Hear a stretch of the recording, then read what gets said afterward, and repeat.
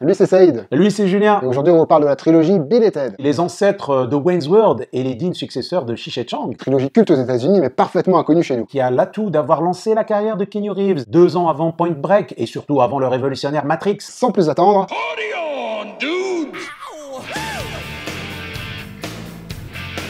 C'est vraiment l'incarnation de la médiocrité contemporaine. Mais c'est de la merde! Ceux qui sont là, vanter les trucs les plus régressifs. C'est nul!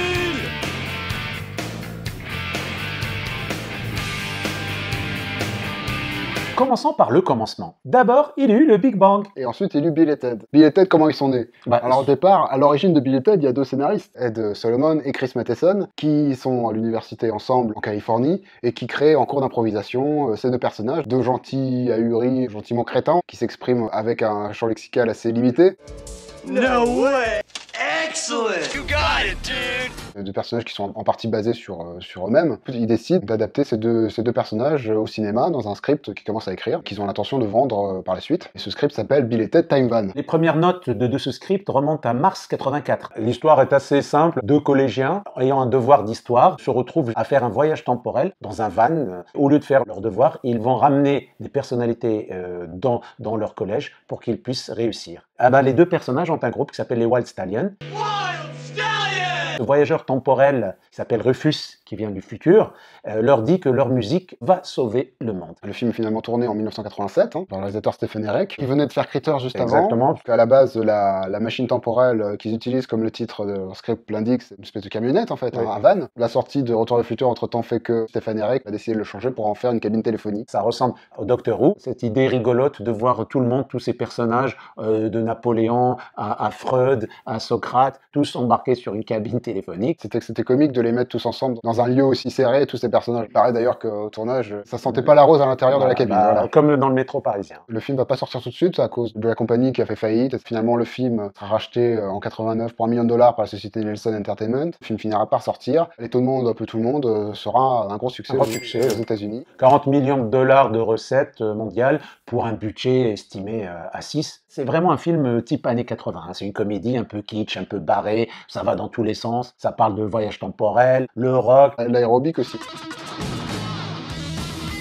Ce succès repose sur la performance des 2 acteurs. Alex Winter et Keanu Reeves. Keanu Reeves qui n'est pas encore une star. Les 2 acteurs ont auditionné pour le rôle inverse, c'est-à-dire que Keanu Reeves a auditionné pour le rôle de Bill et Alex Winter pour le rôle de Ted, mais les 2 personnages sont assez interchangeables. Exactement, on a l'impression d'avoir affaire au même personnage. Oui, il n'y a pas de trajectoire, il n'y a rien. Ils se retrouvent, ils sont d'accord sur tout. Oui, ils ont tous les 2 quasiment la même copine, ils ont chacun une princesse. Elles sont aussi interchangeables qu'eux en fait. Il y a même une relation limite incestueuse entre la belle-mère de l'un et l'autre. C'est un running gag de film en film parce que dans chaque film, elle se met en couple avec le père de l'autre. Mais voilà, c'est de l'humour de l'époque. Il y a des petites allusions assez scabreuses avec Freud qui tient sa saucisse. Ah oui. Dans le script original, c'était des parias. Mais au final, comme dans les films des années 80, le héros réussit à la fin. Le loser, il arrive quand même à choper la belle, qui était au bras du quarterback du lycée. Ils n'ont pas trop les rôles de souffre-douleur dans le film. C'est des scènes qui ont été coupées. Il n'y a pas de scènes qui existent qu'on peut voir, mais il y a des photos de tournage avec les quarterbacks justement. Et d'ailleurs, il y a des scènes où on voit leur projet de fin d'année qu'ils présentent avant eux et où ils sont complètement crétins aussi.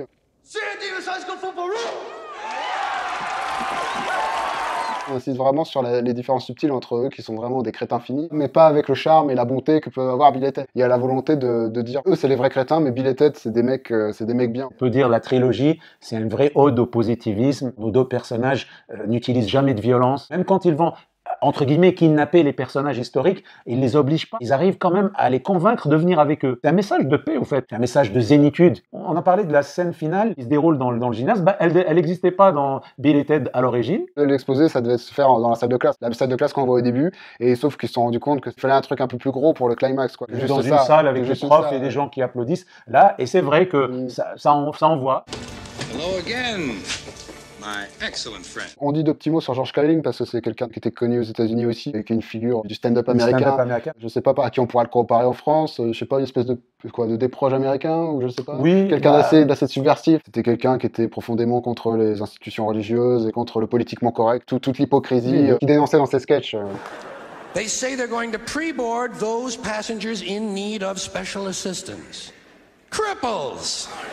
Il n'était pas le premier choix, c'était Eddie Van Halen. Pour question de budget, il n'a pas pu le faire. Il voulait Anthony Hopkins. Il y a même Charlie Sheen qui était approché. Après, sorti en France, apparemment, en 1990. Oui, alors si vous l'avez vu, vous pouvez nous écrire, parce que, à mon avis, il y a 2 personnes en France qui l'ont vu à l'époque.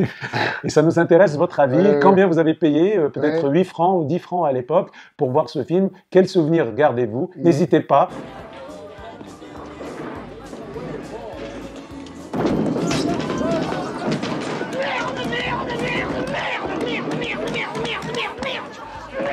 C'est aux États-Unis que c'est un succès en salle et c'est aussi un succès de vidéoclub, c'est-à-dire que les personnages gagnent progressivement en popularité. Et tout se cristallise en 91, où c'est une année charnière pour Bill et Ted, vu qu'il y a à la fois un dessin animé, une série télé et un nouveau film qui sortent cette même année. Donc, les acteurs reprennent leur rôle dans cette suite, Bill et Ted Bogus Journey. On a un tyran qui s'appelle De Nomolos, c'est l'acronyme de Ed Solomon. Ils ne sont pas allés chercher très loin son nom. Ça se passe en 2691. Ce méchant envoie 2 robots maléfiques qui ressemblent trait pour trait à Ted pour les exterminés. Ça rappelle un peu Terminator. Ils réussissent leur coup et nos 2 amis se retrouvent en enfer. D'ailleurs, le film devait s'appeler Bill et Ted Go to Hell, vont en enfer, mais les producteurs ont trouvé que c'était un peu... Ça allait éloigner les gens. Nos héros, non seulement doivent combattre le vilain, mais aussi essayer de sortir de l'enfer où ils vont être coincés. On a de nouveau les mêmes scénaristes qui sont de retour. Ils sont sur chaque épisode. On a aussi notre duo qui reste en place avec Kenny Reeves et Alex Winter. Mais on a un réalisateur différent sur chaque opus. Et là, c'est le réalisateur Peter Ewick qui se retrouve à la barre avec un concept de film assez différent, puisque cette fois-ci le voyage dans le temps n'est plus vraiment au centre du film. Là, on est plus parti sur Vision de l'enfer, ce qui donne lieu à un film avec un budget quand même plus conséquent et avec forcément des production design et des décors plus mis en avant. Le premier a été tourné en 87, et le deuxième en 91. Les styles et la mode ont beaucoup changé. Ça se remarque d'ailleurs sur les vêtements des personnages qui ont évolué, baggy, casquettes, ils ont un look plus grunge. Et ça se voit aussi dans la mise en scène qui est beaucoup plus influencée par le vidéoclip, des plans débulés avec des fisheye ou des choses comme ça.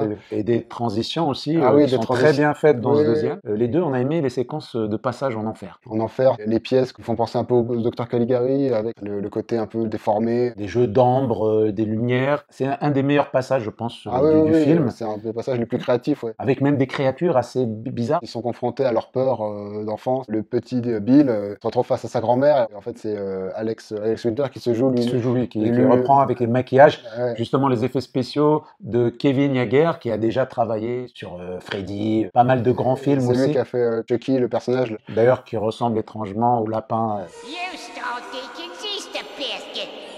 No way. This was 10 years ago. Et ce film-là, justement, marque quand même un nouveau personnage dans la franchise. C'est le Grim Reaper ou la Grande Faucheuse, qui est joué par notre ami William Sadler. Vous savez, le méchant tout nu, là, au début de 58 minutes pour vivre. Oui, il y a tous les acteurs de Die Hard. Il y avait un acteur de Die Hard 1 dans le premier. C'est Leung qui fait Genghis Khan, le Grim Reaper, à la mort. Il est un personnage qui a repris des films d'Ingmar Bergman, le 7e saut. C'est pas une référence forcément évidente pour le grand public. La critique cinéma américain a donné une bonne note au film et il s'était étonné qu'un film de ce genre puisse avoir une telle référence. Pour lui, c'était quelque chose de très innovant à ce moment-là. On est en 91 et on est vraiment dans qui va prédominer dans les années à venir, ce type d'humour référentiel. On a du coup cette scène du 7e saut où il joue aux échecs qui était tournée ici. Bill et Ted ne joue pas aux échecs. Il joue à toucher coulé, Battleship, du coup ça donne lieu à une scène assez amusante. Ils assument que le public va comprendre, ou s'il comprend pas, c'est pas grave en fait, parce que ça va avec l'absurdité générale. Je pense à l'inside joke par rapport au personnage de Station, qui est un personnage très bizarre, d'extraterrestre. Qui finit un peu en blob en se mélangeant. Ce personnage, il est né en fait d'une erreur de typo. Il y a une scène de commissariat qui a été supprimée. Ce qui s'est passé, c'est qu'il y avait écrit Police Station, et en fait, il y a eu une erreur en enlevant. Il y a juste le mot Station qui est resté. Les scénaristes, ils ont vu ça, ils se sont mis à délirer, ils étaient un peu torchés, et ils se sont mis à faire Station, Station, en prenant des voix un peu d'aliens, et c'est comme ça qu'ils ont créé le personnage. Il y a aussi des références directes. Ils ont un vrai outsider, c'est De Nomolos, qui rappelle étrangement, bien sûr, Vador, Star Wars. Et pour ne pas faire de jaloux, il y a même une référence à Star Trek, au Vasquez Rock. Il y a une scène où on voit le capitaine Kirk, un des épisodes avec un Gorn, et qui est tourné par la même façon. Ils sont tournés dans les mêmes lieux, justement, les Vasquez Rock, qui sont très connus en Californie. Bien sûr, ce qui devait arriver, il fallait faire une trilogie, conclure le film. C'est ce qui arrive l'année dernière, en 2020, sort Bill et Ted Face the Music. Toujours avec les mêmes scénaristes, tout le monde revient. Keanu Reeves, entre-temps, est devenu grand star et c'est probablement sur son nom que le film a pu se faire, hein, parce qu'Alex Winter, lui, par contre, il a un peu mis de côté sa carrière depuis le deuxième. Il faisait des clips vidéo, il a quand même réalisé, quelques films. Il a surtout réalisé. Il s'est mis, je pense, dans le documentaire. Il a quitté le domaine de la fiction, alors que Keanu Reeves est devenu la star qu'on connaît aujourd'hui. Il est passé par Matrix, John Wick. Et c'est réalisé par Dean Parisot, qui est connu pour avoir fait quelques comédies aussi assez intéressantes, comme Galaxy Quest, pour cause de pandémie.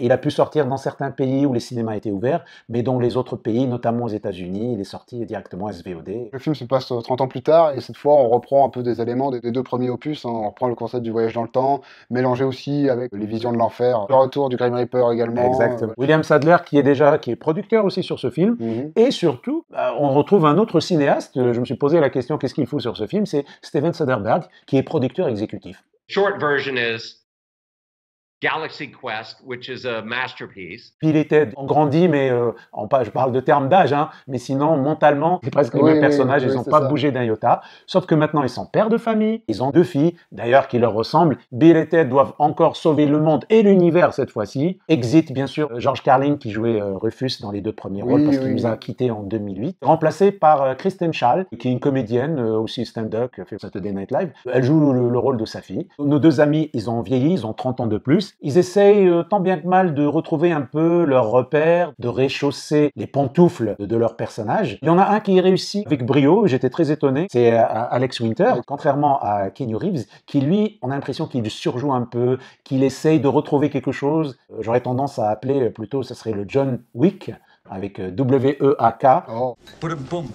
On a l'impression que le temps a passé, cet humour-là n'est plus d'actualité. Le film sort en VOD malgré la pandémie, mais je pense que même sans pandémie, le film n'aurait pas eu un très grand succès. On a les 2 filles qui font quasiment un remake du premier en allant chercher des figures historiques. En l'occurrence, là, c'est Mozart, Louis Armstrong et Jimi Hendrix. Au niveau des décors, on est dans le tout numérique et c'est vrai que ça n'a pas le même charme qu'à l'époque. On a aussi affaire à un robot dans ce 3e opus, et qui est très différent, qui est plutôt une intelligence artificielle, mais qui n'a pas le charme des premiers robots faits de briques et de broc, avec des techniques pour ne pas montrer les personnages, les doubles. On a l'impression d'un plat réchauffé. Be excellent to each other. Party on, dudes.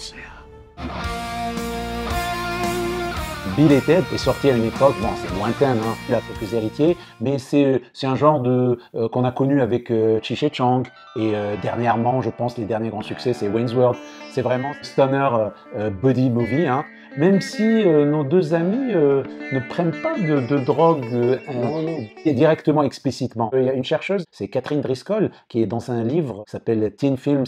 Elle parlait justement d'une prise implicite de drogue, c'est-à-dire même si on la voit pas, cette drogue, ça peut être l'humour, ça peut être le bonheur. Hein. Ce genre de film qui est né dans les années 70. Bill et Ted, Inès en Californie, c'est très important dans la façon dont sont écrits ces personnages, c'est-à-dire que ça naît de là. Après, évidemment, c'est des figures qu'on retrouvera ailleurs, c'est-à-dire par exemple dans Wayne's World, ça se passe pas en Californie, par exemple. Et c'est lié beaucoup à l'adolescence, c'est-à-dire que même quand ils sont adultes, ils habitent encore chez leurs parents, ils traînent dans le garage, le refus de grandir. Il y a un personnage dans un film qui s'appelle Fast Time and Ridgemont High, qui est un film assez populaire aux États-Unis, un film qui a révélé Sean Penn, dans lequel il joue un personnage qui s'appelle Spicoli, l'archétype du surfeur californien avec les cheveux longs, qui est toujours défoncé, qui parle en yeah, dude et tout ça. C'est une figure qui est assez marquante, dans laquelle beaucoup d'adolescents se sont reconnus. I'm so wasted.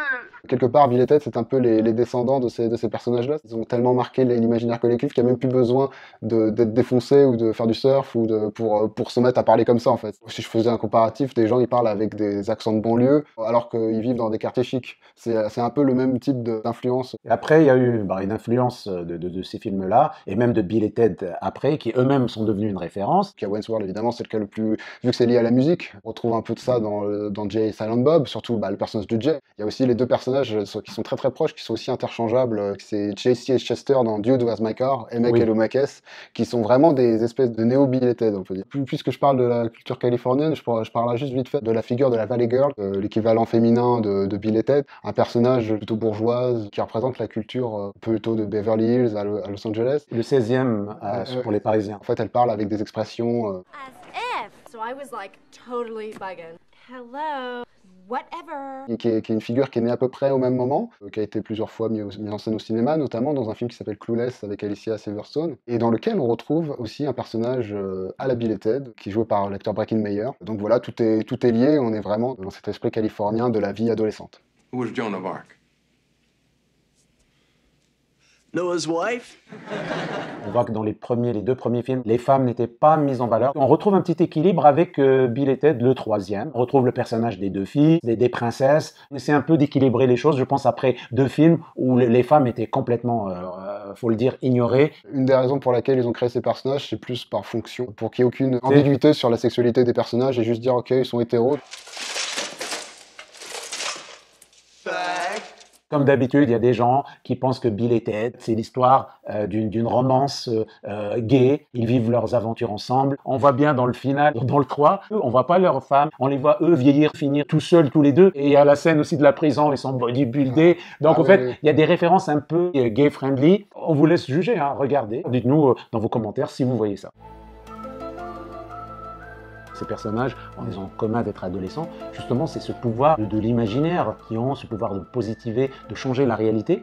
C'est quelque chose qu'Alfred Jarry, un romancier, écrivain français de Laval, hein, qui a théorisé, qui appelle de la pataphysique. C'est quoi? C'est la science, justement, de déformer la réalité pour créer sa propre réalité et faire passer, comme il dit, le plaisir avant la réalité. C'est exactement ce qu'on voit dans les films de Bill et Ted. Ça veut dire on a 2 personnages qui sont impuissants et qui ne peuvent rien faire pour sauver le monde et sauver l'univers, mais quand même ils y arrivent avec leurs propres moyens, avec du voyage dans le temps, avec de la musique et j'en passe. Ça nous renvoie justement à la force de ces 2 personnages. D'ailleurs, certains ayant vu même une force, on va dire, divine, voire même messianique. Dans le futur, ils sont considérés comme des élus. On n'est pas loin de Matrix, déjà. Et en plus, ces personnages, ils vont dans le futur et ils aident les gens. San Dimas, la ville, qui existe d'ailleurs en Californie, il y a un panneau d'ailleurs en hommage à Bill et Ted. San Dimas est le nom du voleur qui a été crucifié à côté du Christ, donc il était témoin de sa crucifixion et de sa mort. Et justement, de mort, nos personnages, ils sont morts dans le 2, et ils ressuscitent, et ils reviennent même de l'enfer. Et même, ils arrivent à ramener la mort avec eux pour qu'elle puisse les aider. Donc, on voit bien qu'il y a un petit côté messianique, mais dans le bon côté, on va dire, dans le côté message de paix et de non-violence. Bien sûr, il y a des théories qui disent que c'est un discours de fondamentaliste chrétien. D'autres théories qui mettraient en relation le film avec Matrix, on n'est pas loin de l'élu, en disant que Bill et Ted ne serait qu'un niveau de Matrix. Il y a une scène de l'open space, la fuite dans le commissariat, qui ressemble étrangement à la scène de Matrix.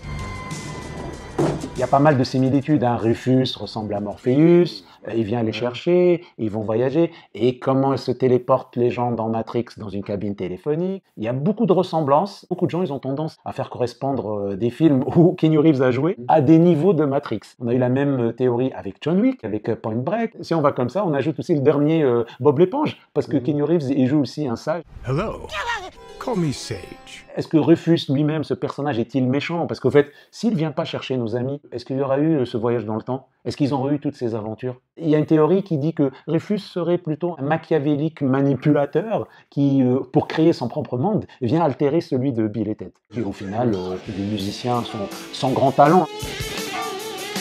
Au bout des 3 films, ils ne deviennent pas des musiciens connus, ils n'arrivent pas à faire cette chanson. Et même, ils vont dans le futur pour piquer leur propre chanson. Il y a même une théorie du complot par rapport au petit frère de Bill, qui est dans le premier film et qui disparaît dans le 2 et dans le 3. Oui. Donc en fait, on n'entend jamais parler de lui, on ne le voit pas, et on se demande qu'est-ce qu'il devient. Lancez un hashtag. Oui, je crois qu'il s'appelle Deacon, si je ne me trompe pas. Donc, where is Deacon? Hashtag, lancez-le. Bill et Ted est une comédie loufoque, cartoonesque et décalée. On vous conseille d'ailleurs de les regarder dans l'ordre, hein. On verra bien l'évolution stylistique entre chaque film. Nous, on adore la trilogie, et ça nous tenait vraiment à cœur de vous en parler aujourd'hui. D'autant plus qu'ils ne sont pas très connus en France, donc on avait vraiment envie de remettre ces films sous les projecteurs. N'oubliez pas de vous abonner pour nous retrouver très prochainement. N'hésitez pas également à liker et à commenter. Et à nous proposer des sujets, des thèmes pour les prochaines émissions. Et moi, je vous dis à la prochaine. Et moi, je vous dis, si vous avez un doute, demandez-vous ce que le général de Gaulle aurait fait à votre place.